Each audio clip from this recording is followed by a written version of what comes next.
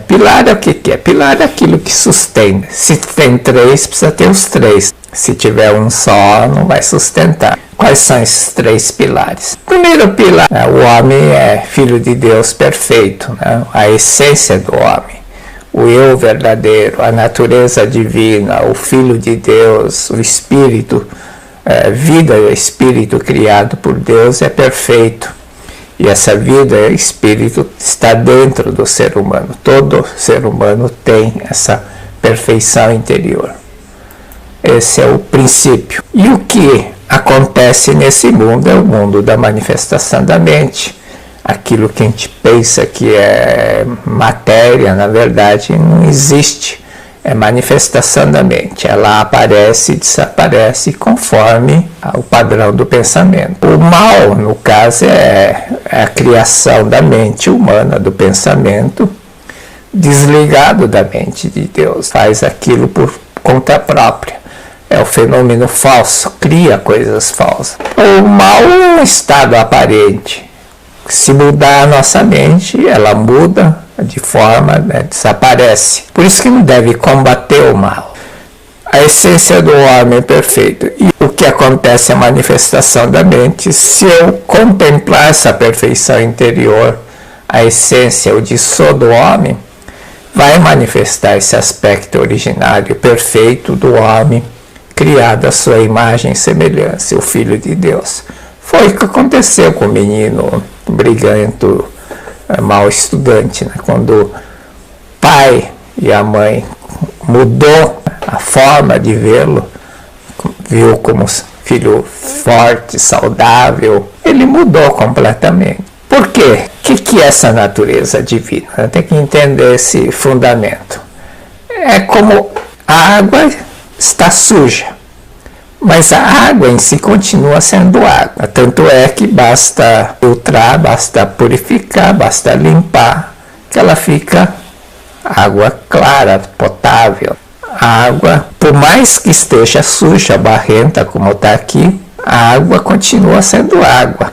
Senão não adiantaria nenhum processo de purificação. Basta purificar que a água retoma o seu estado originário.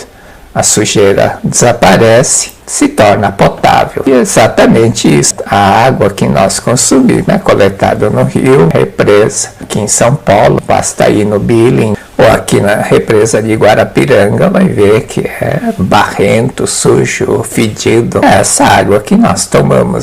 Significa que, por mais que a água esteja suja, ela não deixou de ser água. E exatamente com qualquer ser humano.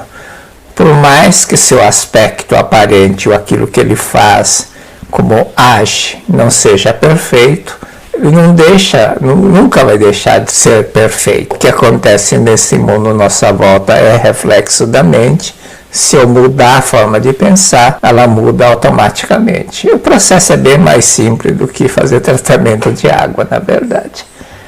E o terceiro pilar, que está na revelação divina. Muitas pessoas esquecem, utilizam as práticas que concentram nessa parte aqui. O Filho de Deus faz Shinsokan, faz Sutra, mas para que o processo se complete, tem que transformar, acontecer a filtragem, é preciso que a pessoa esteja em paz e harmonia. Primeira coisa que tem no livro A Verdade da Vida é a revelação divina da grande harmonia.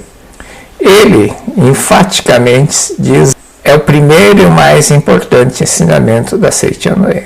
Se não tiver essas três coisas, não adianta, eu vou ficar visualizando a perfeição, eu vou fazer sutra, vou fazer isso. Reconcilia-te com todas as coisas. Para reconciliar, você tem que perdoar. Você tem que agradecer. Dentre os teus irmãos, mais importantes são teus pais. Você tem que ter a harmonia em relação à tua família, com teus antepassados. Essa é a condição. Ao te reconciliares, isto vai manifestar. Aquilo que você contempla vai manifestar. Por que não manifesta? Porque não está reconciliado. Se não tiver reconciliado, são três coisas. Se for, é pilar. Pilar, faltou um, não dá certo. 3 coisas. Se faltar uma delas, não funciona. 3 coisas. Não adianta só ficar fazendo oração de perdão. Tem que ter gratidão. Tem que fazer essa parte. Tem que entender a essência divina. O que eu tenho que fazer para melhorar o outro? Não tenho que melhorar o outro. Tenho que fazer, manifestar a perfeição interior. O que é então contemplando o dissolver a essência do marido? O Dr. Massaro Taniguchi, com a orientação que ele deu à senhora, lá dos seus 30 e poucos anos, o marido dela costumava beber e passar a noite fora. E diz ela que raras vezes ele voltava para casa. Como fazê-lo um bom marido que não passa noites fora de casa? Foi a pergunta que essa senhora fez ao Dr. Massaro Taniguchi. Ele, ao invés de responder, perguntou: a senhora fica feliz nas ocasiões em que o marido volta para casa? E a resposta adivinha qual era? Pelo contrário, só de olhar para ele, cara dele, sinto-me mal. O aspecto normal do marido é reflexo da mente da esposa. Não só o aspecto mal do marido, mas tudo que acontece conosco, com nossa vida, é reflexo da mente, da nossa mente. Por isso que ele aconselhou: o mal não está no seu marido nem na senhora. Está unicamente no pensamento da senhora que admite o mal. A partir de agora, contemple o Filho de Deus perfeito, a vida espírito dele. Não olhe o aspecto fenomênico. Já contei sobre a história do escultor que tinha uma filha paralítica e a esposa foi consultar e a preletora disse que reverenciar o marido. E ela também deu resposta quase igual a dessa senhora. Como é que eu posso reverenciar o marido que é vagabundo, que não ganha, não trabalha e fica fazendo escultura que não dá dinheiro? E era quase uma situação semelhante. A partir de hoje, veja a vida espírito do seu marido. Veja a perfeição interior. Veja a água, não veja a água suja.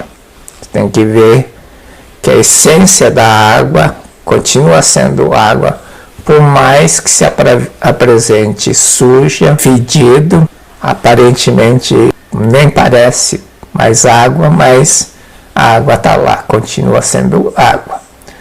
Quando voltar para casa, pense: que bom que ele voltou para casa. Imagina o marido, raras vezes volta, quando volta, a mulher recebe com cara de bravo, querendo já, por que voltou, né? Coisa desse tipo. Não vai querer voltar, voltava pouco para casa. Ela ficou relutante no começo, mas depois ela aceitou o conselho do Dr. Massaro Taniguchi, fez Shinsokan, fez oração de perdão, abandonou aquele desprezo que ela sentia, deixou de ver o aspecto aparente, bêbado, fedido, maltrapilho, sujo, e toda vez que ele voltava passou a tratá-lo com amor, respeito, confiança, crendo no seu aspecto real. Até oferecia bebida para ele. O marido acho que pensou nessa mulher, pirou. Mas ele mudou. Em pouco tempo ele mudou. Deixou de frequentar boteco, parou de beber e se tornou um ótimo marido. E depois de pouco tempo, essa senhora falou para o Dr. Massaro Taniguchi: meu marido, que parecia o pior marido do mundo, transformou-se completamente. Agora eu acho que ele é o melhor marido do mundo. Por que isso aconteceu? Os 3 pilares. Por mais que a aparência esteja bêbado, a vida espírito do marido não está bêbado. E se você usar a lei da mente e contemplar a perfeição, ela vai se manifestar. E ela fez a parte da revelação divina. Perdoou, harmonizou com o marido e pouquíssimo tempo o marido se transformou E ela disse: agora ele é o melhor marido do mundo. Queria jogar na lata de lixo. Agora ela disse que não queria mais trocar aquele marido. Quais são os dois métodos para melhorar o homem?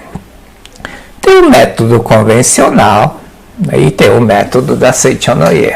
Método convencional quase todo mundo usa, né?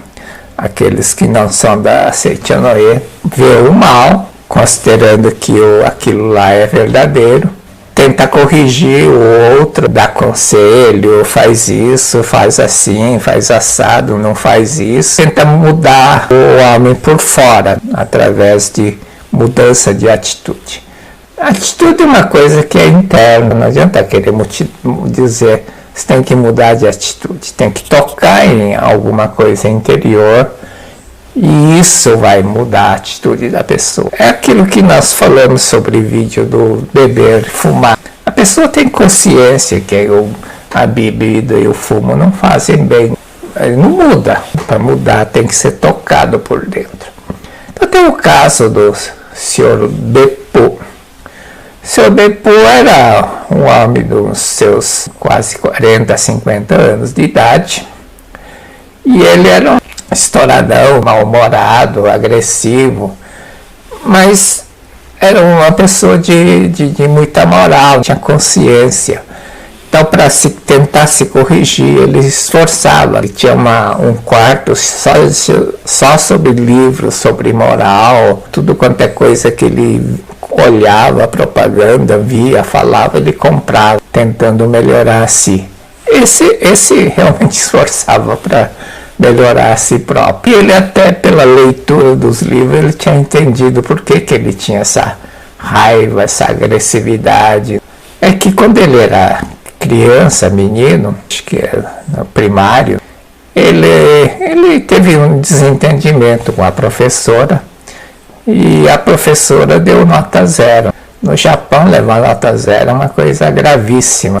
Tem um processo de seleção para o colegial depois do ginásio para avançar, e lá é muito disputado. Ter uma nota 0 no currículo é fatal. Por sorte, ele já tinha prestado o exame, né, e conseguiu se matricular numa boa escola, mas ficou com aquele ressentimento com aquela professora por causa de uma coisa assim até inútil. Como é que uma educadora, levada por sentimento pessoal, deu uma nota 0? Para ele era um ato imperdoável. É uma pessoa correta, sentiu-se muito ofendido e não conseguia tirar essa mágoa, ressentimento. Por fim, ele pensou, quando a professora morrer, aquela pessoa morrer, acho que vai desaparecer.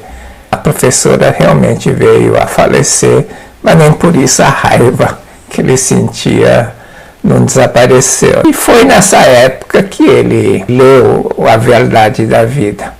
E como era um senhor já de moral elevada, muito conhecimento, bastou fazer uma leitura do primeiro volume da Verdade da Vida e ele mudou. Leu algumas páginas e já entendeu a verdade. Aquela ira, aquela raiva, ressentimento, agressividade que ele tinha durante 30 anos simplesmente desapareceu. Se antes ele não conseguia apagar o ressentimento e, consequentemente, ira e agressividade, foi porque considerava como que existia realmente. E ele lutava e esforçava, comprava livro, lia, ia em palestra, né, frequentava tudo quanto é religião.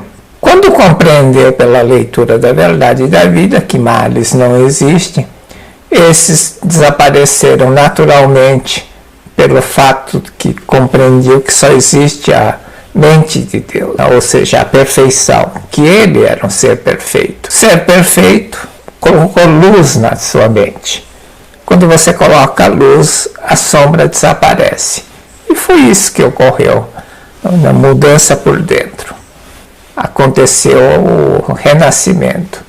Em verdade, verdade vos digo, aquele que quiser entrar no reino de Deus, é preciso nascer de novo. Ele nasceu naquele momento.